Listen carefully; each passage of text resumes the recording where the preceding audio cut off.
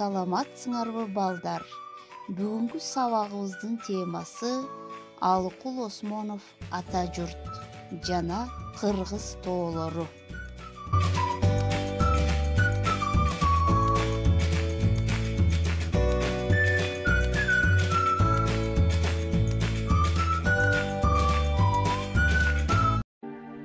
Жылуу кийин, жолуң кыйын, үшүрсүң. Кышта катуу, бороон улуп кар уруп. Суугуңду өз мойнума алайын, жол карайын, токтой турчу ата журт. Түндөр жаман, кырсык салып кетпесин. Наалат келип, ат тизгинин шарт буруп, азабыңды өз мойнума алайын, из карайын, токтой турчу ата журт. Жазда башка, жел тийбесин абайла, көпкө турбас, могул турган сур булут.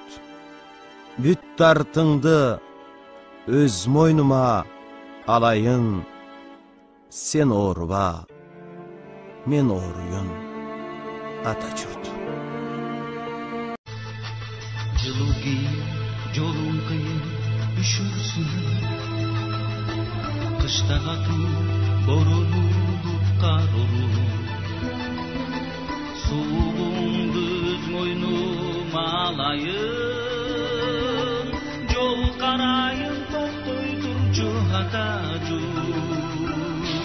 Жол карайын, токтой турчу ата журт. Балдар, жогоруда силер Шамшыбек Өтөбаевдин аткаруусундагы ата журт деген ырды уктуңар.